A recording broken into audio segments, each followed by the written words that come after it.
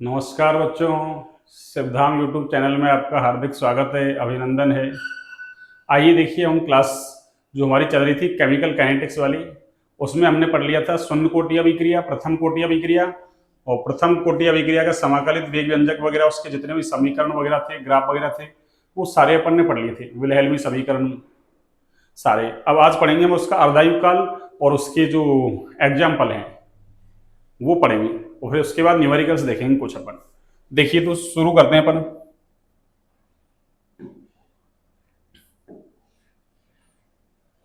आज का टॉपिक जो है अपना, वो है प्रथम कोटि अभिक्रिया का अर्धायु काल। ये लो, प्रथम कोटि अभिक्रिया का, प्रथम कोटि अभिक्रिया का अर्धायु काल, हाफ लाइफ, अर्ध आयु काल। देखिए क्या है प्रथम कोटि अभिक्रिया का अर्धायु काल, सुनिए।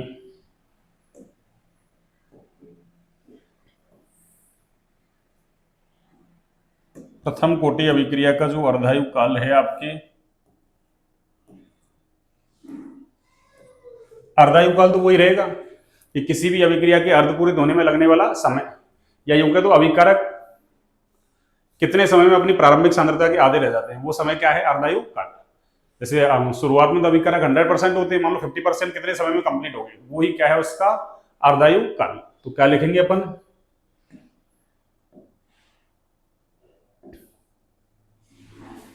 किसी भी अभिक्रिया के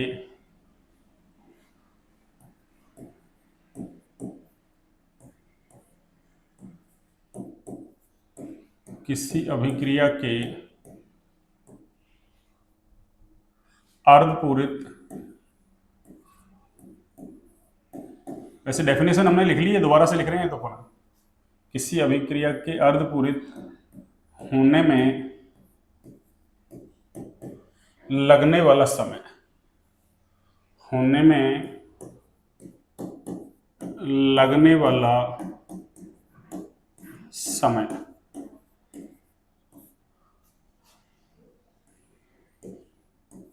अभिक्रिया का अर्ध आयु काल कहलाता है।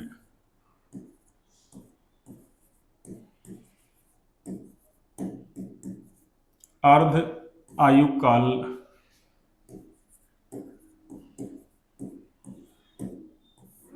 कहलाता है। और अर्धायु काल को हमको पता है टी हाफ सी या टी 0.5 कह दो आप, या फिर टी 50% कह दो, उससे रिप्रेजेंट करते हैं। तो क्या लिखेंगे अपन, देखना। समीकरण 4 जो दिया था अपन ने, समीकरण 4 से क्या कह सकते हैं अपन, आपसे ऐसा पूछ सकता है सवाल कि प्रथम कोटि अभिक्रिया के लिए अर्धायु काल का सूत्र उत्पन्न कीजिए। ये अपने थ्योरेटिकल पेपर आएगा, न्यूमेरिकल्स भी आते हैं, सारे ही आते हैं अपने यहाँ, ऑब्जेक्टिव टाइप के भी आते हैं, रिक्त स्थान भी आते हैं, फिल इन द ब्लैंक एक नंबर वाले हैं, ऐसे थ्योरेटिकल लिखने वाले भी आते हैं आपके।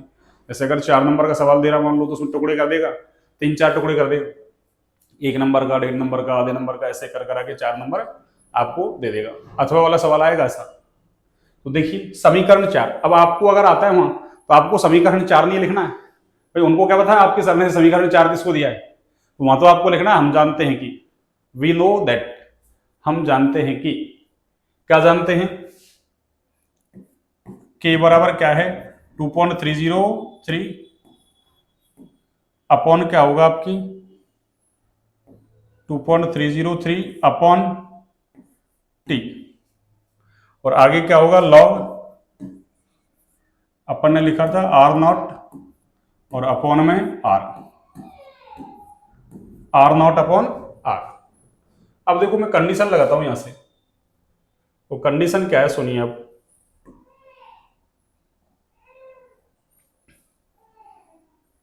यदि टी बराबर क्या हो, टी हाफ हो,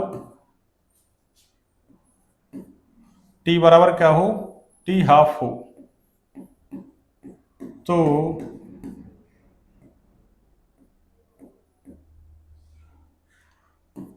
आर बराबर क्या होगा, R naught upon two, T बराबर टी हाफ होगा तो आर बराबर आर नॉट अपॉन टू, तो क्या होगा देखो,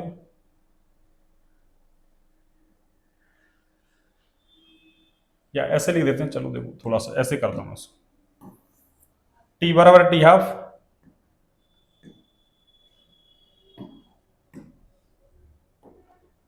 और आर बराबर क्या हो, आर नॉट हो, तो क्या होगा सुनना आप,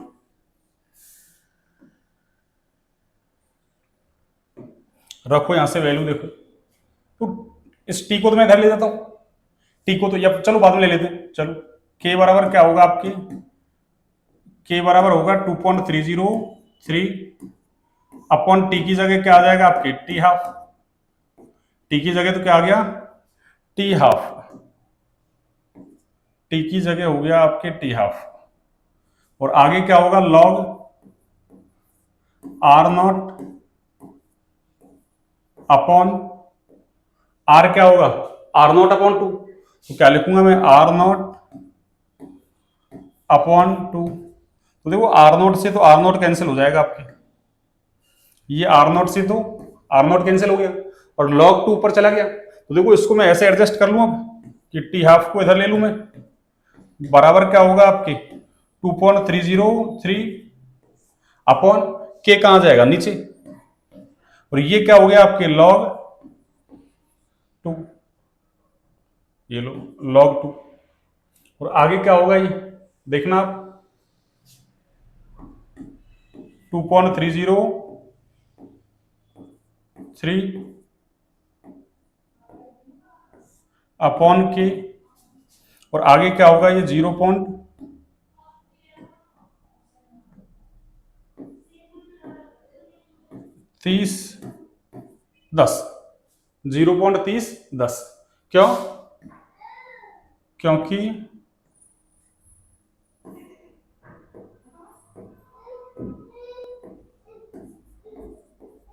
लॉग 2 का जो मान है आपकी वो कितना है 0.3010, लॉग 2 का मान कितना है 0.3010, और देखो आप इसको मल्टीप्लाई करेंगे ना तो ये वैल्यू आ जाएगी आपके टी हाफ बराबर कितनी आएगी, ये वैल्यू आ जाएगी आपके 0.693 अपॉन के, 0.693 अपॉन के, ये लो, ये आपके इंपॉर्टेंट फॉर्मूला है आपके, ये फॉर्मूला आपके इंपॉर्टेंट है, क्यों यहां से न्यूमेरिकल्स पूछता है आपसे, या डायरेक्ट थ्योरेटिकल में पूछ ले, प्रथम कोटि अभिक्रिया के लिए अर्धायुकाल का सूत्र ऐसे चार बना देगा 0.693 अपॉन की, ऐसे मान लो 6.93 अपॉन की, 69.3 अपॉन की, ऐसे कर दिया कुछ, ठीक है ना, तो ऐसे आपको याद रखना है, और क्या कहेंगे ये जो समीकरण है ये प्रथम कोटि अभिक्रिया के अर्धायुकाल को क्या करता है प्रदर्शित,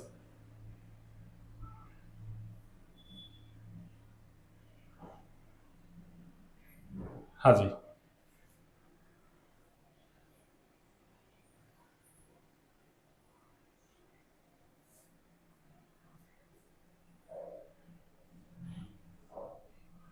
देखिए है ना, यह समीकरण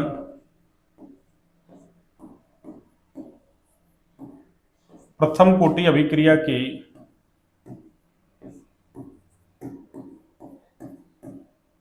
प्रथम कोटि अभिक्रिया के अर्धायु काल को, प्रथम कोटि अभिक्रिया के अर्ध आयु काल को,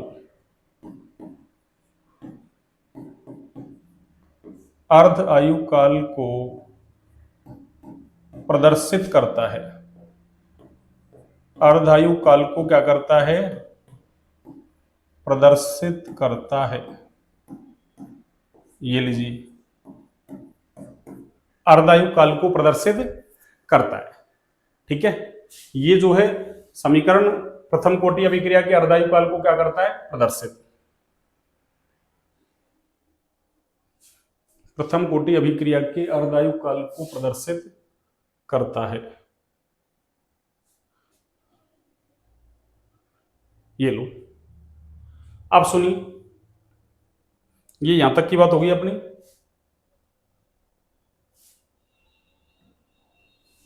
प्रथम कोटि अभिक्रिया के अर्धायु काल को क्या करता है? प्रदर्शित। सुनिए,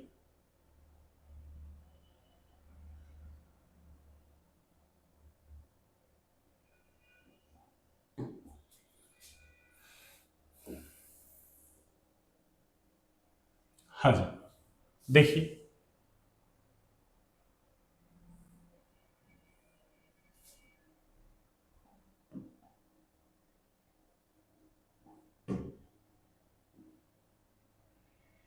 चलिए देखिए, अर्धायु काल को प्रदर्शित करता है ना। आगे लिख देता हूं, जिससे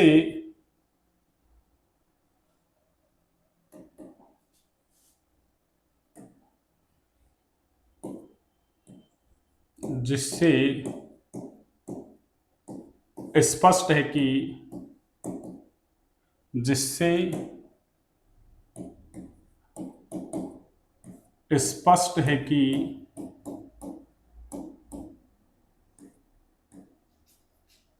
जिससे स्पष्ट है कि प्रथम कोटि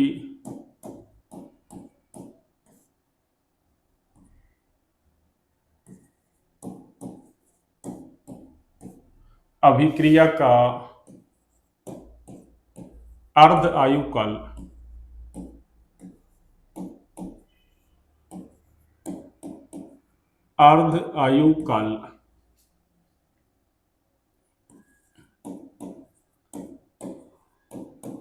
अभिकारक की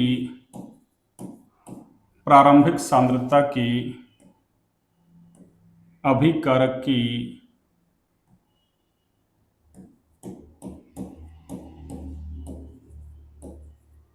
प्रारंभिक सांद्रता के समानुपाती होता है। प्रारंभिक सांद्रता के समानुपाती होता है। प्रारंभिक सांद्रता की कैसा होता है? समानुपाती। मीन्स टी हाफ जो है वो आपकी समानुपाती है किसकी? अरे आर नॉट की। टी हाफ समानुपाती किसकी? आर नॉट की। ठीक है, अब सुनिए, अब आगे इसका मतलब क्या हुआ कि यदि अपन ग्राफ बनाए तो ग्राफ आपसे पूछ सकता है किसी का भी कि टी हाफ की और किसकी? अभिकारक की प्रारंभिक, एक सेकंड, सॉरी अपन गलत लिख दिया।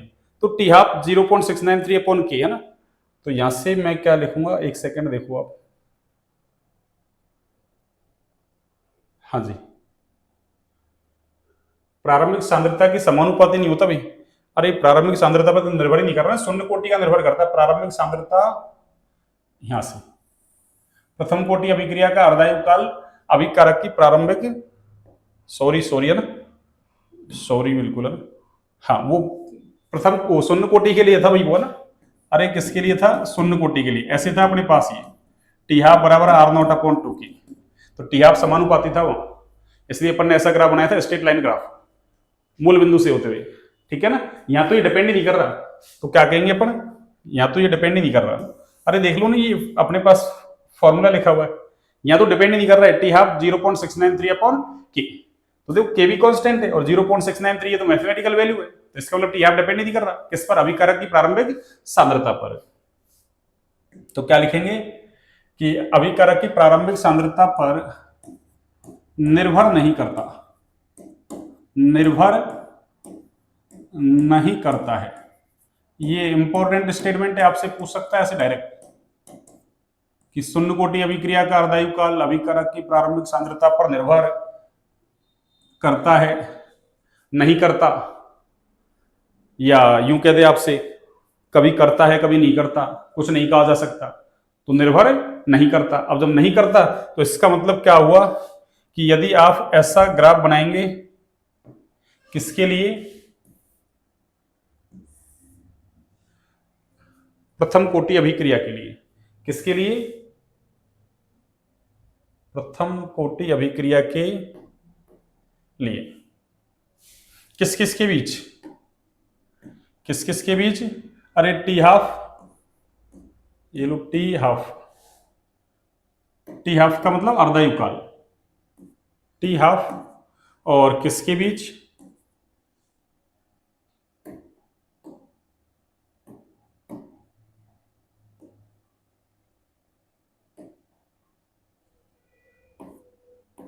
टी हाफ और किसके बीच? अभिकारक की प्रारंभिक सांद्रता के बीच। टी हाफ और अभिकारक की प्रारंभिक सांद्रता के बीच। तो कैसे बनाओगे? देखो आप, हमको पता है कि ये कैसा आएगा आपके, अरे ये ऐसा स्ट्रेट लाइन आएगा आपके। कैसा आएगा? Straight line, constant. कि सांद्रता को बढ़ाओ आप, घटाओ, टी हाफ कैसा रहेगा? कांस्टेंट रहेगा। क्यों? वो डिपेंड कर ही नहीं रहा। अब जो चीज डिपेंड कर ही नहीं रही, तो फिर इसका मतलब उसको बढ़ाओ घटाओ, उससे क्या लेना देना? कोई लेना देना नहीं है। तो इसका मतलब प्रथम कोटि अभिक्रिया का अर्धयुगकाल नहीं बढ़ेगा, नहीं घटेगा। कब? अभिकारक की प्रारंभिक सांद्रता को बढ़ाया या घटाया जाए। ठीक है। एक देखो, अगर आप ऐसा ग्राफ बनाते हो, कैसा? ऐसा देखिए, अगर आप ऐसा ग्राफ बनाते हो,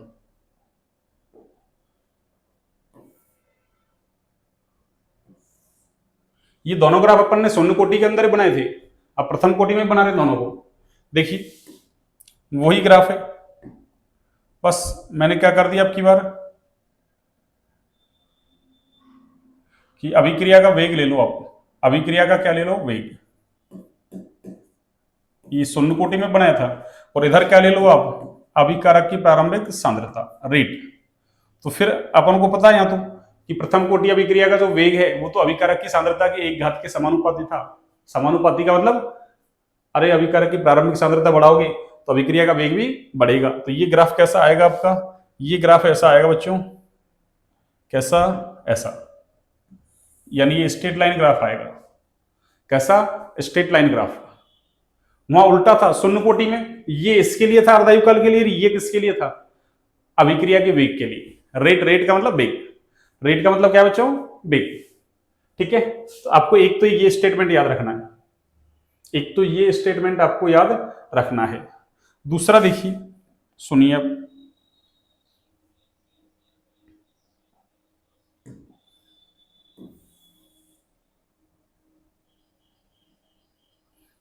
ये लो, अब मैं इसके कुछ उदाहरण लिख देता हूं आपको। इसके उदाहरण देखिए, उदाहरण क्या है सुनिए आप।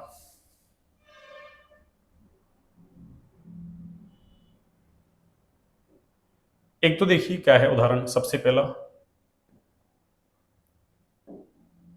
प्रथम कोटि अभिक्रिया के उदाहरण लिख रहे हैं अपन। किसके? प्रथम कोटि अभिक्रिया के उदाहरण। ये लो मैं यहां लिख देता हूं, उदाहरण।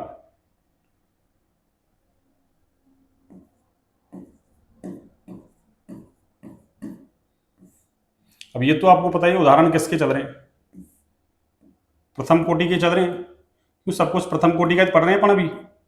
देखिए पहला उदाहरण जो है इसमें ये है एथीन का, एथीन का हाइड्रोजनन। हाइड्रोजनन कह दो या हाइड्रोजनीकरण कह दो आप, एक ही बात है। एनसीईआरटी ऐसे बोलती है हाइड्रोजनन, एथीन का हाइड्रोजनन।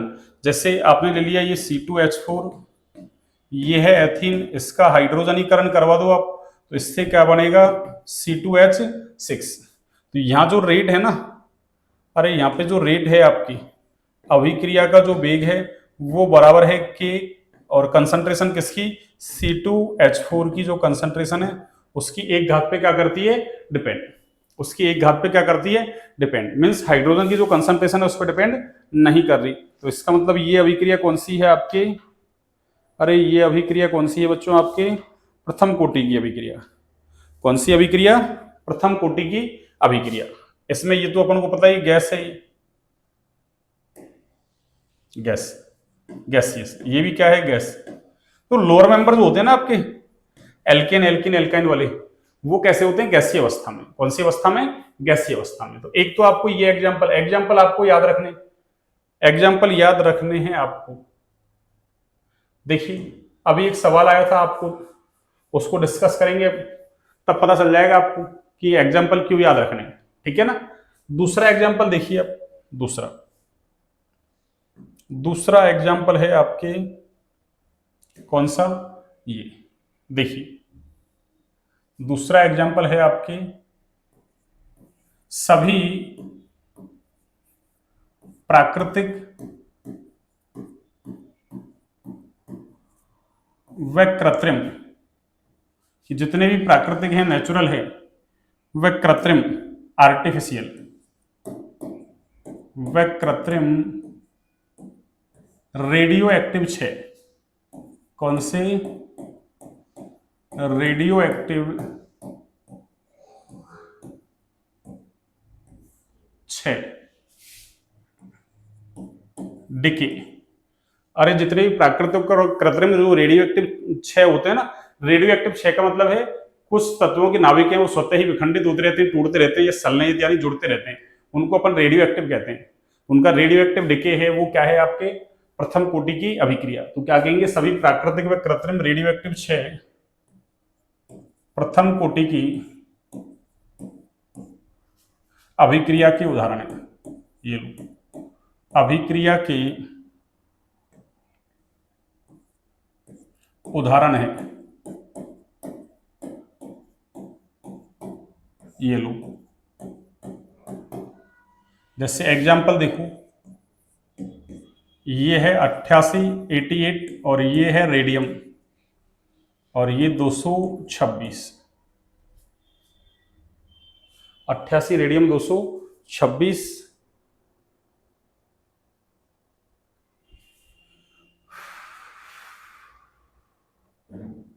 हाँ, और ये टूटता है किसमें, 86, और इसको रेडॉन, यानी रेडियम है वो टूट जाता है किसमें, रेडॉन में, और 222 प्लस एक नया कण उत्पन्न होता है यहां से और 2He4, तो 86 और 2 88, 88 हो गया, और 222 और 4 226।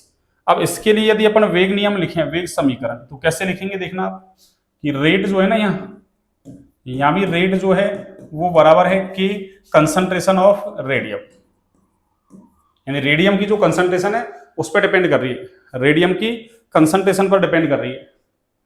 तीसरा एग्जांपल देखिए, इस तीसरे वाले एग्जांपल से क्वेश्चंस पूछे जा चुके हैं। तो तीसरा एग्जांपल है आपके कौन सा, देखना आप, हाँ जी, तीसरा जो एग्जांपल है आपके वो है आपके कौन सा, N2O5 मीन्स डाइनाइट्रोजन पेंटाऑक्साइड, व N2O का अपघटन,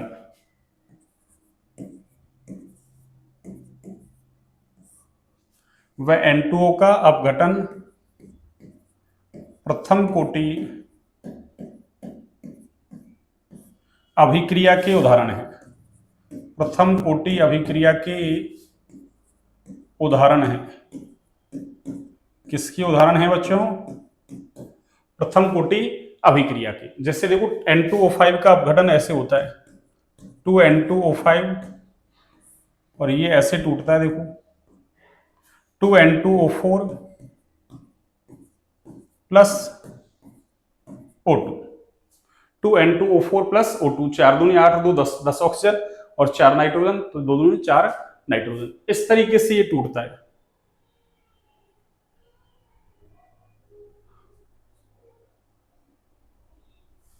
हाँ जी,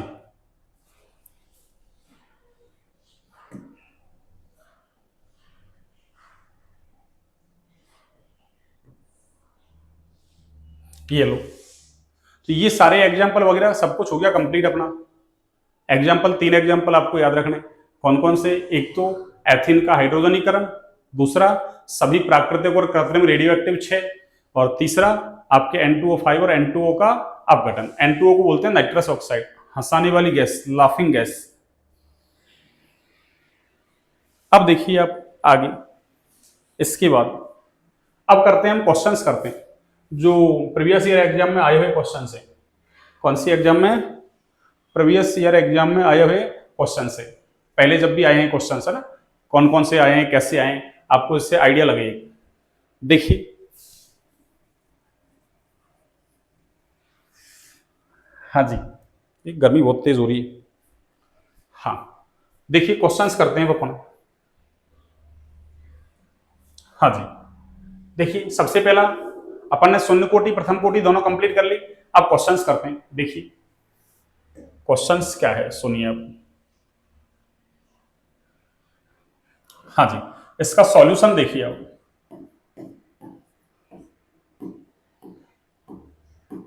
मैंने लिख रखा है कब सवाल आया है, जैसे राजस्थान बोर्ड सप्लीमेंट्री 2018 में सवाल आया है। राजस्थान बोर्ड सप्लीमेंट्री 2018 में, देखो सप्लीमेंट्री वाले सवाल हैं वो बहुत ज्यादा अच्छे हैं, बजाय जो अपने आते हैं ना, मतलब थोड़े टाइट हैं वो ऐसे सवाल सप्लीमेंट्री वाले।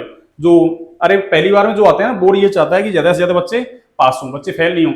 और मान लो कोई फेल हो गया तो अगली बार बोर्ड क्या करता है, अरे आपने सुना तो होगा ना ऐसा कि 2-3 पेपर बनाते हैं बोर्ड में, 3-4 पेपर बनते हैं। मान लो एक पेपर कोई वाइदा भी आउट हो गया तो फिर दूसरा पेपर भेज सकें तुरंत, ठीक है ना, इसलिए 3-4 पेपर बनाए जाते हैं। अब मान लो जैसे एक पेपर है वो सिंपल भेजा था, उसको आउट कर दिया आपने, तो अगली बार क्या करेगा, टाइट भेजेगा। तो बस वो अगर आउट नहीं हुआ तो वो सप्लीमेंट्री वालों को लिए दे देंगे। तो इसलिए दूसरा पेपर जब भी आता है ना, सप्लीमेंट्री पेपर आता है, वो टाइट आता है। भाई बोर्ड ये चाह रहा है कि भाई यार भाई तुझे ना एक बार सिंपल पेपर दिया, अब पास तो हुआ नहीं, तो अगले बार क्या करें कि तू फेल होने लायक ही है ना, इसलिए वो टाइट पेपर दे देते हैं, ठीक है ना। चलिए देखो क्या दिया है सवाल, देखो आप। हाँ जी, एक शून्य कोटि अभिक्रिया के लिए अर्धायु काल ज्ञात करो। शून्य कोटि अभिक्रिया का अर्धायु काल ज्ञात करना है। ये लो, अर्धायु काल का मतलब, अरे अर्धायु काल का मतलब क्या है बच्चों, टी हाफ। ये लो, ये हमको ज्ञात करना है। ये लो, ये हमको ज्ञात करना है अर्धायु काल। देखिए जब इस अभिक्रिया का वेग स्थिरांक यानी के दे रखा हमको, के कितना है 3.7 गुणा 10 की घात -4, और आगे क्या है आपके मोल प्रति लीटर सेकंड इनवर्स। ये शून्य कोटि अभिक्रिया का क्या वेग स्थिरांक का मात्रक होता है। और आगे क्या दिया है इसने, अभिकारक की प्रारंभिक सांद्रता। देखो प्रारंभिक सांद्रता को हम ऐसा लिखते थे कैसे, आर नॉट, ये लो, और ये कितनी है आपकी 0.074, और आगे सांद्रता है तो किसमें दे रखी है, मोल प्रति, अरे लीटर में दे रखी है, किसमें, मोल प्रति लीटर में। तो देखो टी हाफ का फॉर्मूला क्या है हमारे पास, आर नॉट अपॉन क्या होगा आपके 2k, R naught upon 2k। R naught कितना है 0.074 अपॉन 2k, तो देखो 2 और k कितना है आपके पास, ये रहा 3.7, और आगे क्या होगा गुणा 10 की घात -4, 10 की घात -4। अब देखो इसको सॉल्व कैसे करेंगे आप, सुनिए सिंपल है, तो 10 की घात 4 को ऊपर ले जाओ, तो ये तो -4 क्या हो जाएगा, +4 हो जाएगा आपके, और +4 हो जाएगा तो क्या करो उसको, तो इसको मैं ऐसा कर दूं क्या, +4 हो जाएगा ऊपर, और प्लस के 4 को मैं ऐसे करूं, अरे 10 की घात 2 × 10 की घात 2 में तोड़ दूं, और 10 की घात 2 का मतलब 100 को मैं इससे गुणा कर दूं, देखो ऐसे, अरे इसको मैं ऐसे कर दूं ऊपर जाएगा तो ये ऐसे हो जाएगा आपके, देखो, और 10 की घात -2 किस में चेंज हो गया, +2 में हो गया। ऐसे देख लो, एक बार देख लो, चलो देखो मैंने ऐसे कर दिया, अरे ये 0.074 और 10 की घात 4 को मैं सीधे ऊपर ले गया, तो -4 क्या हो गया, +4, और अपॉन में क्या रह गया आपकी 2 × 3.7 रह गया। अब बस इस 10 की घात 4 को मैंने तोड़ दिया किसमें, 10 की घात 2 × 10 की घात 2 में, और 10 की घात 2 को मैंने इससे गुणा कर दिया, तो ये डायरेक्ट जो मैं लिख रहा हूं ना 7.4 × 10 की घात कितना आ गया 2, और अपॉन में क्या चल रहा है आपकी 2 × 3.7, ये लो, और देखो 3.7 से तो क्या होगा, अरे 3.7 से ये 2 बार कट जाएगा आपकी, चलो मैं ऐसे काट देता हूं, देखो अगले पेन से, देखो इससे काटोगे ना, दशमलव से दशमलव कट गई, क्यों 1 दशमलव 1 दशमलव, तो ये 2 बार कट गया, और 2 से 2 कट गया, तो आंसर कितना आ गया आपके पास? अरे आंसर आ गया आपके पास 100। आंसर कितना आ गया? 100। और किस में आएगा हमको पता है? सेकंड में आएगा। अरे टाइम है तो टाइम तो किस में आएगा? सेकंड में आएगा। क्यों? वहां सेकंड इनवर्स चल रहा है, इसलिए टाइम किस में आएगा? सेकंड में। क्यों? वो नीचे आ गया नीचे, तो मोल प्रति लीटर से ये सांद्रता है, मोल प्रति लीटर से मोल प्रति लीटर तो कैंसिल हो जाएगा, सेकंड इनवर्स ऊपर चला जाएगा, तो क्या हो गया? सेकंड हो गया। मात्रकों का ज्ञान होना जरूरी है आपको। ये लो, अच्छा सवाल है। एक सवाल तो यही आया आपके। अगला सवाल देखिए आप, अगला सवाल देखिए आप, अगला सवाल करते हैं। हाँ जी, आपको समझ में आ गया होगा। देखिए क्या दिया है इसने, प्लेटिनम की सतह पर, प्लेटिनम उत्प्रेरक ले रखा है, इसकी सतह पर अमोनिया का अपघटन किसका उदाहरण है? शून्य कोटि अभिक्रिया का उदाहरण है, जो हमने पढ़ा भी था पीछे। नाइट्रोजन और हाइड्रोजन की उत्पादन की दर क्या होगी जब के का मान दे रखा है हमको इतना? देखना, इसको सॉल्यूशन देखना, इसका सॉल्यूशन होगा बच्चों आपके क्या, हमको पता है। देखो, जब भी हमको रेट ऑफ रिएक्शन लिखनी है, या पहले मैं वो रिएक्शन लिख दूं, ये लो, चलो आपको मैं ये रिएक्शन लिख दूं।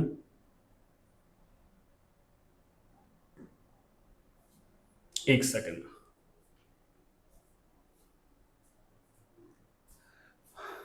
हाँ जी देखिए,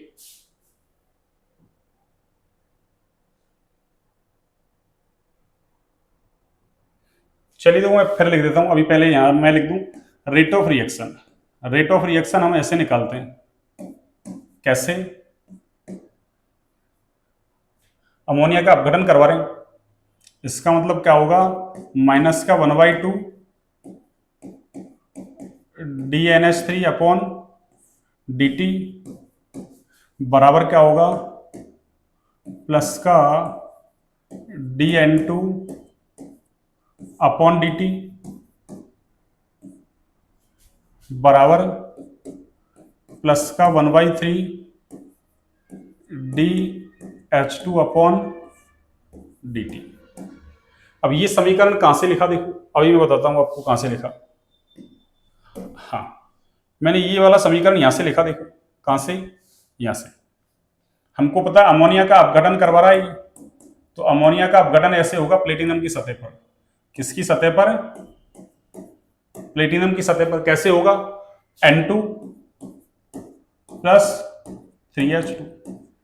और हमने सीखा था पहले क्या, कि अभिक्रिया के वेग और स्टाइकोमेट्री में संबंध। रेट ऑफ रिएक्शन का मतलब अभिक्रिया का वेग, अभिक्रिया की दर, और स्टाइकोमेट्री में संबंध। क्या करते हैं अपन? स्टाइकोमेट्रिक गुणांक को अपॉन में लिख देते हैं, बस यही काम किया मैंने। अब की बार ये अभिकारक है इसलिए माइनस लगा दिया, ये दोनों क्या है? उत्पाद, इसलिए मैंने क्या लगा दिया? प्लस। अब सुनो, हमको क्या दे रखा है इसने? प्लेटिनम की सतह पर अमोनिया का अपघटन शून्य कोटि की अभिक्रिया का उदाहरण है। नाइट्रोजन और हाइड्रोजन के उत्पादन की दर पूछी हमसे, ये दोनों पूछिए, ये दोनों हमसे पूछिए क्या होगी जब के का मान इतना दे रखा है। अरे याद करो, शून्य कोटि अभिक्रिया का वेग क्या होता है? अरे शून्य कोटि अभिक्रिया का जो वेग है ना, वो अभिकारक की सांद्रता के शून्य घात के समानुपाती होता है। शून्य घात के समानुपाती का मतलब, अरे वो डिपेंड करता ही नहीं है। इसका मतलब क्या होगा कि शून्य कोटि अभिक्रिया का वेग स्थिरांक है, वही बराबर है किसके? वेग के। ऐसा लिखते थे अपन, देखो याद करो। अरे रेट बराबर क्या लिखते थे? के कंसंट्रेशन की पावर, अरे 0, किसी भी राशि की पावर 0 का मतलब 1, तो आर बराबर के तो हो गया। तो क्या लिख सकते हैं? चूंकि शून्य कोटि अभिक्रिया के लिए अरे रेट बराबर क्या होगी? के। तो मैं यहां से लिखता हूं, देखो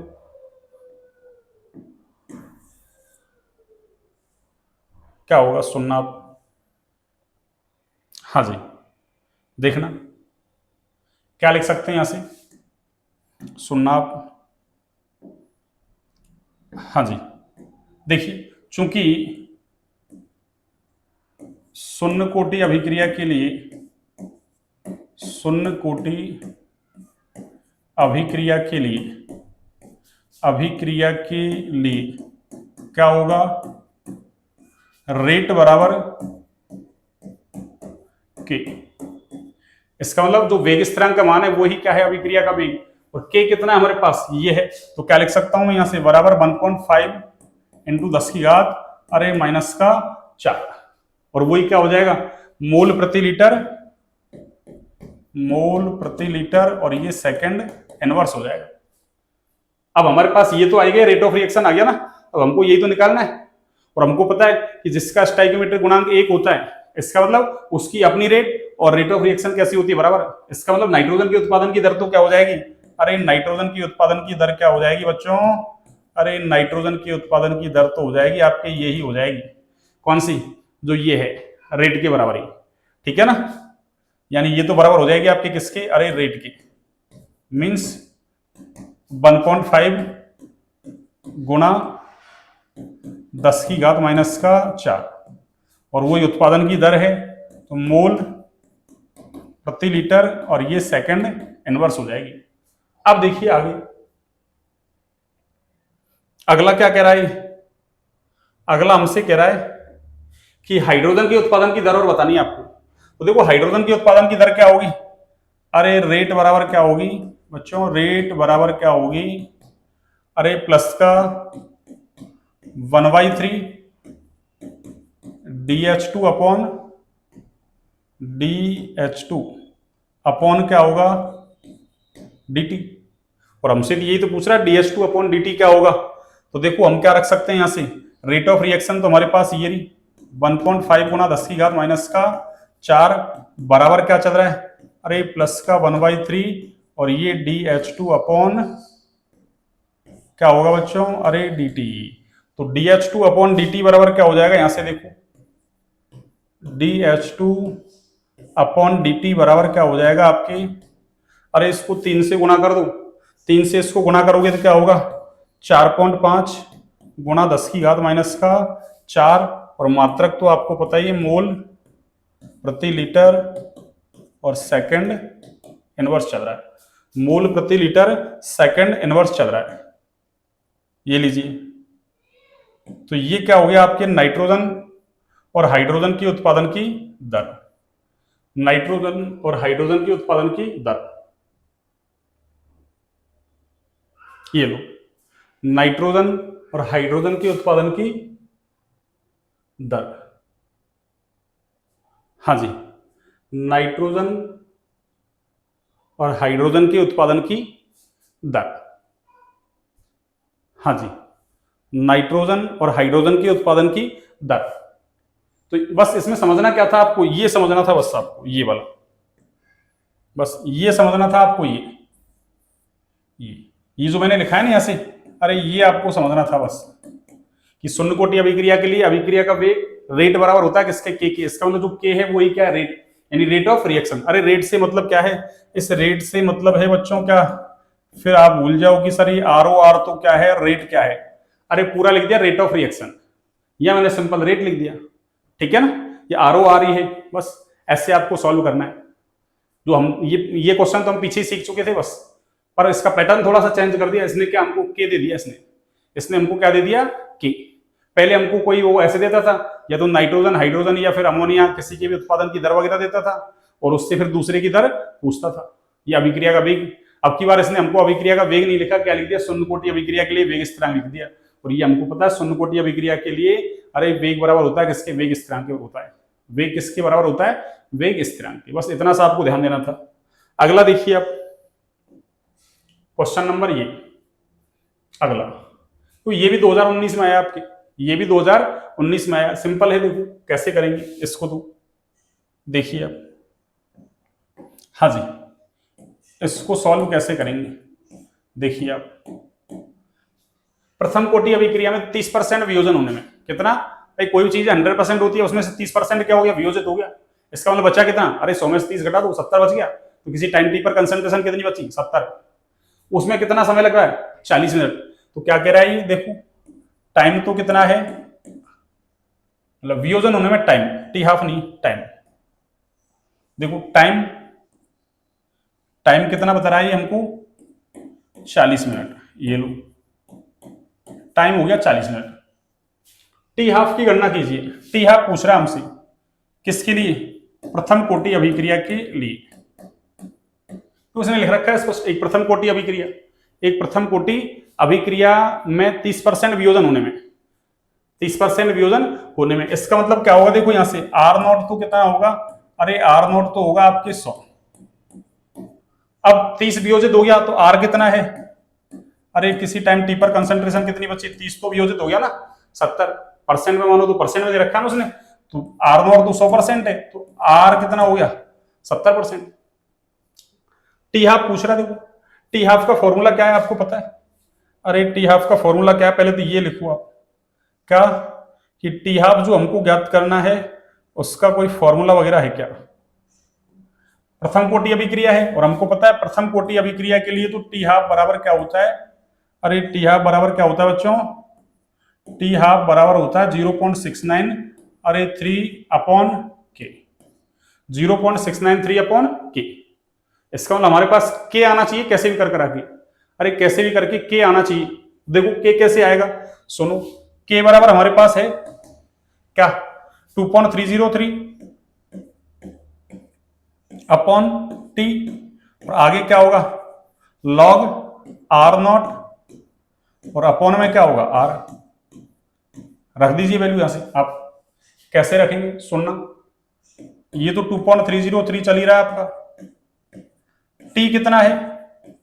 टी देखिए 40 मिनट। टी कितना है? 40 मिनट। लॉग आर नॉट कितना है?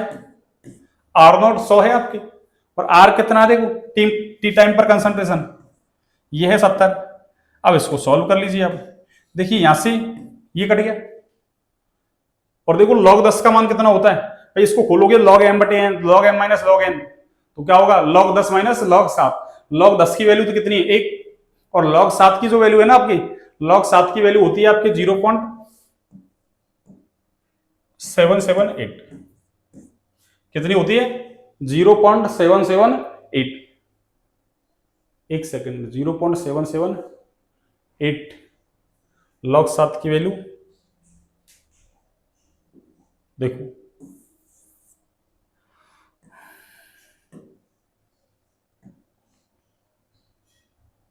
log 4 की वैल्यू 6020, 5 की वैल्यू 0.699, 6 की वैल्यू 778, अच्छा 84, 0.84 होगी भाई।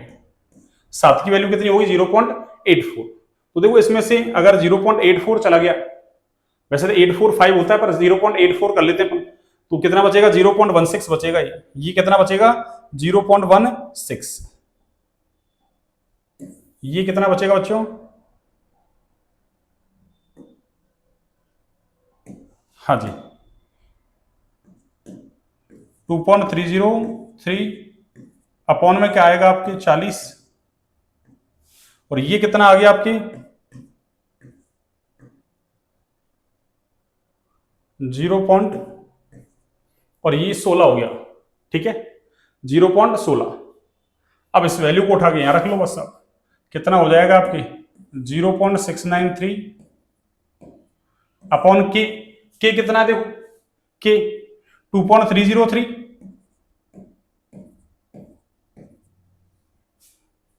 नीचे आ गया, और 40 कहां चला गया? ऊपर। ये लो 40 ऊपर चला गया, और नीचे क्या आ गया आपके? 0.16, 0.16। अब देखो इसको आगे सॉल्व करोगे ना, अब तो देखो इससे इसको काटोगे ना, अब इससे देखना, इससे आप इसको काटोगे तो ये कटेगा आपकी कितना? 0.30, जैसे 30-10 होता है ये ना, 0.30-10। क्यों? अभी पीछे किया था अपन ने प्रथम कोटि अभिक्रिया के लिए, 2.303 को 0.30-10 से गुणा करते थे, इतना आता 0.693। अब देखो इसको 0.30 मान लो, चलो इसको लमसम में 0.30 मान लेते हैं, तो देखो दशमलव से दशमलव कैंसिल आपका, ठीक है। अब क्या करो, अब 4 से काट दो, 4 से काटोगे तो 4 चौको 16, 4 से काटोगे 10, और दशमलव से दशमलव तो हट ही गया, और देखो 4 से काटोगे ना तो ये कितना होगा? 2, 2 दूनी 4, ये 2 बार, और 2 से इसको काट दो आप 15। एक सेकंड गलत हो गया, रुको। हाँ तो ये 4 था, 2 दूनी 4, और 2 से काटोगे तो उसको 5 बार कटेगा वो। कितने बार?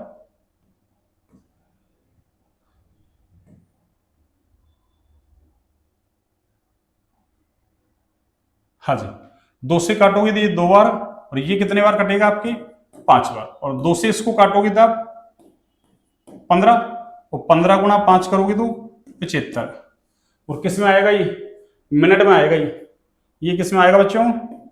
मिनट में। ये किस में आएगा आपके? मिनट में। ये किस में आएगा आपके?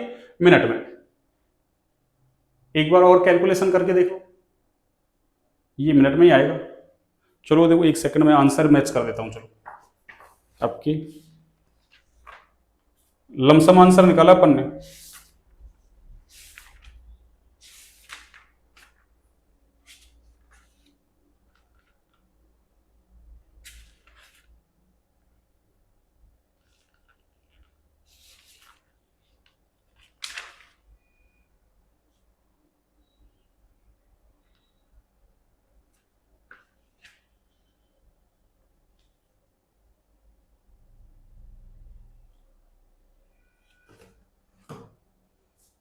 हाँ, इसको अगर पूरा करोगे सॉल्व आप तो देखो इसमें थोड़ा वेरिएशन आ रहा है। क्यों? अपन ने इसको लगभग है ना, जैसे यहां से इसको भाई एक में से अपन ने 0.84 घटा लिया था अपन ने, ठीक है ना, 0.84, वैसे 0.845 है। अब आप पूरा एग्जैक्ट करोगे तो फिर इस तरीके से आएगा, तो थोड़ा सा वेरिएशन आएगा। तो मैं यहां लिख देता हूं लगभग इतना ही आंसर आ रहा है आपके ना, अपने 75 आ रहा है, 15 5 75, तो इसको मैं कर देता हूं आपके लगभग। ये लो, एग्जैक्ट आपको करना है, ठीक है ना। ये लगभग कितना है? 75 मिनट, लगभग 75 मिनट। इसमें 77.7 मिनट बता रहा है, एग्जैक्ट किया ना इसने। वैसे और तो एग्जैक्ट ही, ये तो काटा वो तो एग्जैक्ट ही है।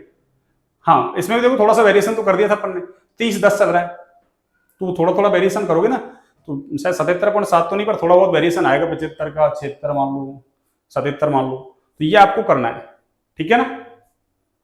तरीका बिल्कुल एकदम एक्यूरेट है। आगे तो आपको काटा पीटी करनी देखो ना, अब ये तो आपको ही आना चाहिए, ठीक है ना। लगभग आंसर मैंने निकाल दिया आपको, वो 30-10 रख के देख लेना, इधर से आप घटाओ तो ये कितना हो जाएगा आपके, ये 0.16 की जगह ये थोड़ा सा कम आएगा, 0.15 कुछ। तो इस तरीके से इसको सॉल्व कर लेना आप, ठीक है। अब देखिए आगे, आप अगला क्वेश्चन देखिए आप, अच्छा सवाल है, आ चुका है, राजस्थान बोर्ड 2018 में आ चुका है। क्या है देखो, सुनो आप, क्या दिया है, अच्छा सवाल है, पूछा जा चुका है पहले, देखिए। हाँ जी, देखना,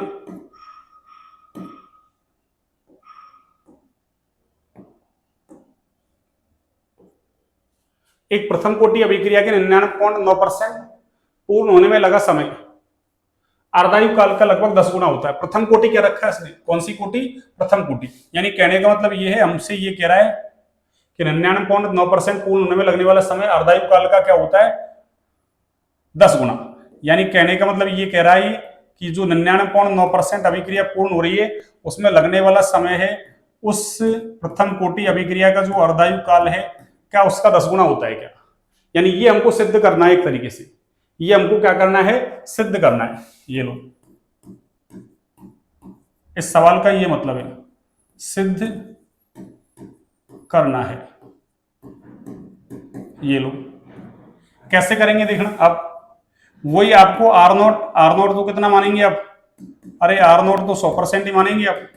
और आर कितना हो गया देखो, आर कैसे निकालते हैं? 100 में से घटा लो जितना कंप्लीट हो गया उसको, तो ये कितना आएगा आपके 0.1, ये कितना आएगा आपके 0.1%, घटा लो 0.1 ही आएगा। अब सुनिए, अगर अपन टी निकालें, कौन सा? अरे टी कौन सा निकालें अपन? 99.9% वाला, तो क्या होगा देखो, मैं डायरेक्ट रख रहा हूं फॉर्मूले में, वैल्यू डायरेक्ट रख रहा हूं मैं, 2.303 अपॉन के। तो देखो के हमारे पास नहीं है, मैंने के का के रख दिया, लॉग क्या होगा, आर नॉट कितना है? 100, आर नॉट कितना है? 100, और आर कितना है? 0.1। इसको यदि आप सॉल्व करते हैं, इसको यदि आप सॉल्व करते हैं तो देखो दशमलव को हटाओ और 0 लगाओ, और 0 का मतलब क्या हो गया ये? अरे इसको पूरे को मैं ऐसा लिख सकता हूं, इस पूरे को 10 की घात 3, ये लो 10 की घात 3 हो गया। और देखो log 10 की घात 3 को सॉल्व करोगे 3 log 10 हो जाएगा ये। यानी कहने का मतलब ये है कि ये हो गया आपके 2.303 अपॉन के इंटू 3 log अरे 3 log 10, और log 10 का मान होता है 1। log 10 का मान कितना होता है 1, चूंकि log 10 कितना होता है, log 10 बराबर 1। हाँ जी, तो क्या लिखेंगे सुनना आप,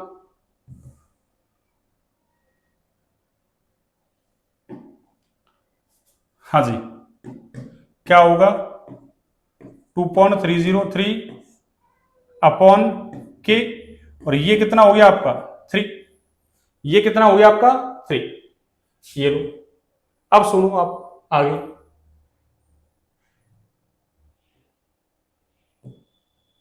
हाँ जी, आगे देखिए आप, हमको पता है प्रथम कोटि अभिक्रिया के लिए टी हाफ कितना होता है, अरे 0.693 अपॉन क्या है कि, इसको आप चाहें तो इक्वेशन नंबर फर्स्ट दे दो इसको, और ये क्या है आपका टी 99.9%, ये वाला टाइम है आपका टी 99.9%, टी 99.9%, और इसको दे देते हैं इक्वेशन नंबर सेकंड। ठीक है, देखिए क्या होगा, टी 99% अपॉन टी हाफ बराबर क्या होगा, सुनना 2.303, या इसको चाहो तो आप गुणा कर लो, देखो इसको 3 से इसको गुणा कर लो, 3 से गुणा इसको करेंगे आप तो क्या होगा ये देखना, 3 से कर लो आप 6,9,0,9, ये हो जाएगा आपके, अपॉन क्या है के, हो गया 3 से 9, 0, 9 और 6, और इधर क्या चल रहा है आपका 0.693, 0.693 अपॉन क्या चल रहा है कि, देखना इसको मैं काटता हूं, देखिए आप कैसे तो के गया, तो क्या बचा, अरे वो 6.9 है और ये 0.69 है, तो ये 10 गुना ही हो गया लगभग, तो इससे मैं इसको काटूंगा, अरे तो ये कितना हो जाएगा आपके 10, तो रिजल्ट क्या है हमारे पास, देखो ये इससे क्रॉस मल्टीप्लाई हो रहा है, ये इधर हो रहा है, तो इसका मतलब क्या आया हमारे पास रिजल्ट, अरे टी 99.9% बराबर क्या आया कि लगभग 10 गुना किसका, अरे टी हाफ का, किसका बच्चों, टी हाफ का, ये लो, यही हमको सिद्ध करना था, जो हमने सिद्ध कर दिया। इस तरीके से आपको करना है, पहले आपको क्या निकालना था, टाइम, कौन सा वाला, अरे कौन सा वाला टाइम निकालना था आपको,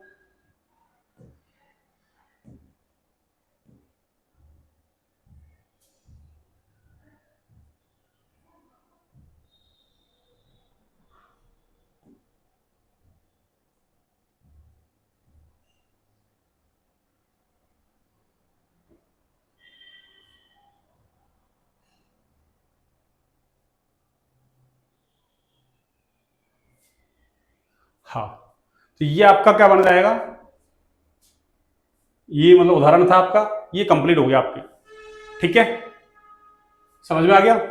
अब देखिए आप आगे, अभी 2 क्वेश्चन और है आपके, सारे मैंने शून्य कोटि आपके प्रथम कोटि के सारे एग्जाम्पल ले लिए। देखिए क्या है सुनी, अच्छा है, एक प्रथम कोटि अभिक्रिया 30 मिनट में कितनी 50% पूर्ण होती है, अरे एक अभिक्रिया 50% पूर्ण होने का मतलब आधी कंप्लीट हो गई, और अपन ने क्या लिखा कि अभिक्रिया के अरे अर्धपूरित होने में लगने वाला समय क्या कहलाता है, उसका अर्धायु काल, इसका मतलब ये हमको क्या दे दिया 30 मिनट, अरे अर्धायु काल दे दिया, क्यों प्रथम कोटि की अभिक्रिया 30 मिनट में 50% पूर्ण हो रही है ना, इसका मतलब ये क्या है हमारे पास अर्धायु काल है, बस ये समझना, अच्छा सवाल है, तो क्या हो जाएगा इसका, देखना आप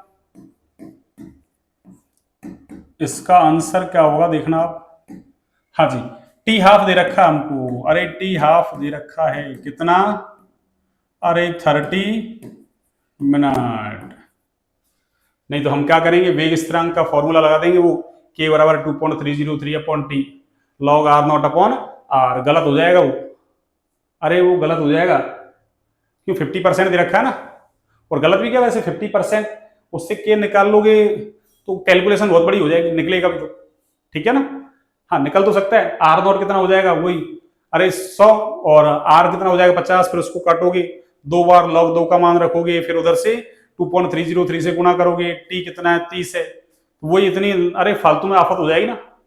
तो क्या हो जाएगा, यहाँ से सीधे टी हाफ दे रखा है हमको, अरे सीधे ही क्या दे रखा है, ये याद रखना आपको 50% कंप्लीट का मतलब, अरे टी हाफ दे रखा है। ये क्या है हमारे पास, अरे ये क्या है हमारे पास बच्चों, टी हाफ। ये क्या है, टी हाफ।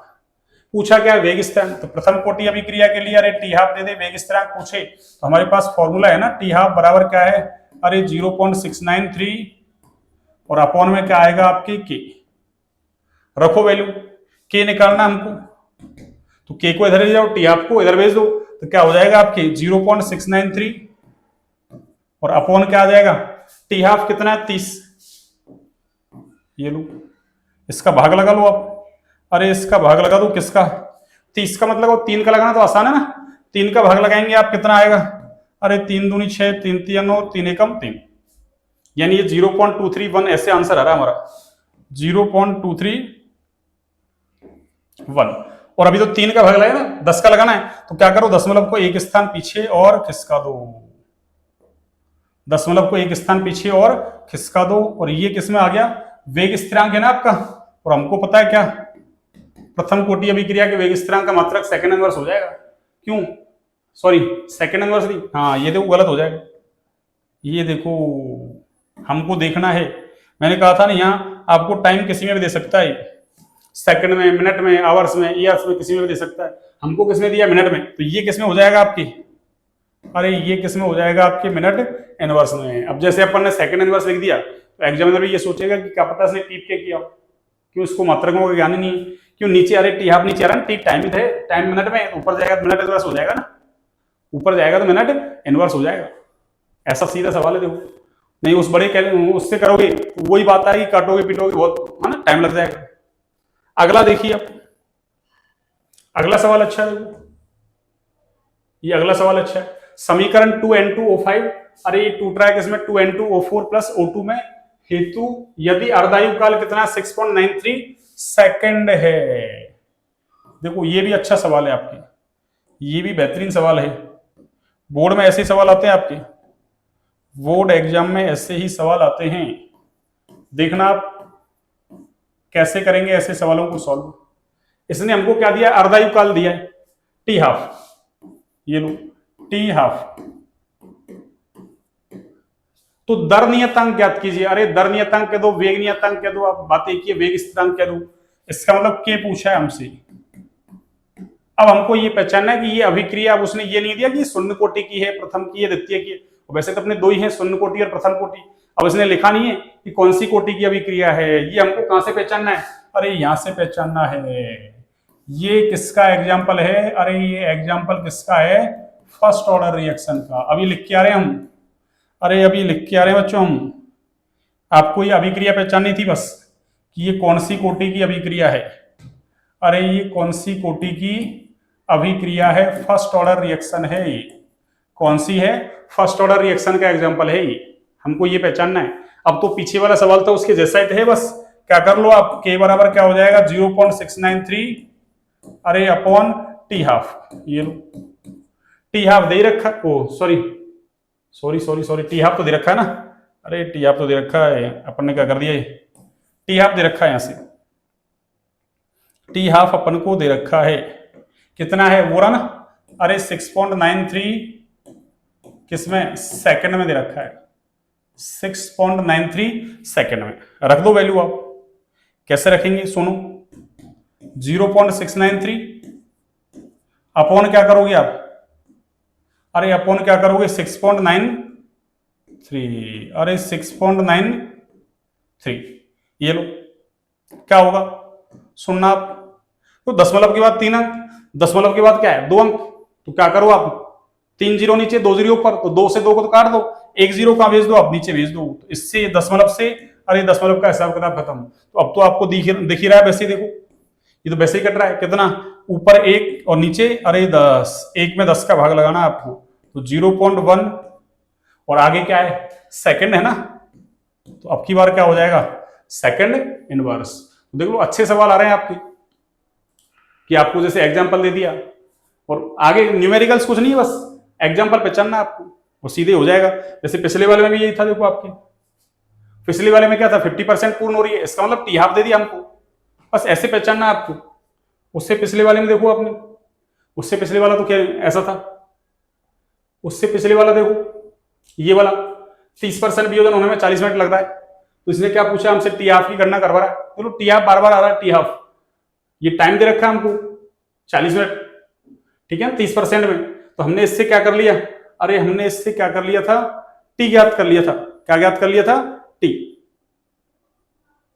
ये टी ये आपका क्या है, के। ये क्या है आपका, के। ये के आ गया यहां से, इस के को ले जाके यहां रख दिया बस, ठीक है ना। अरे के को ले जाके यहां रख दिया इसको अपन ने। और उससे पिछले वाले में क्या था, उससे पिछले वाला था, बस ये के मान से पहचाना था आपको, शून्य कोटि की अभिक्रिया है, तो जो वेग स्थिरांक का मान है वही क्या है, वेग क्यों, रेट बराबर के होता है शून्य कोटि के लिए। और उससे पिछले वाले में क्या था, देखो आपके पास, उससे पिछले वाले में तो कुछ नहीं था, डायरेक्ट फॉर्मूला था टी हाफ। देखो टी हाफ पूछा आपसे बार बार टी हाफ, या वेग स्थिरांक पूछ रहा है, ठीक है ना। तो दो ही टाइप के सवाल पूछ रहा है आपसे। वैसे तो इसने ग्राफ वगैरह पूछे, उनकी बात अपन बाद में करेंगे। तो इस तरीके से बच्चों हमारी है ना शून्य कोटि प्रथम कोटि अभिक्रिया कंप्लीट होती है। एक इसमें छदम प्रथम कोटि की अभिक्रिया बच रही है, और एक गैसीय अभिक्रिया लेंगे अपन एक, और उसके लिए भी अपन वेग स्थिरांक वगैरह उसको डेराइव करेंगे कल, ठीक है।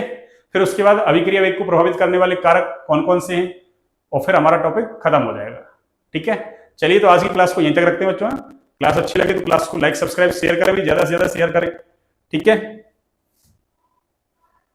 आपके लिए देखो इतना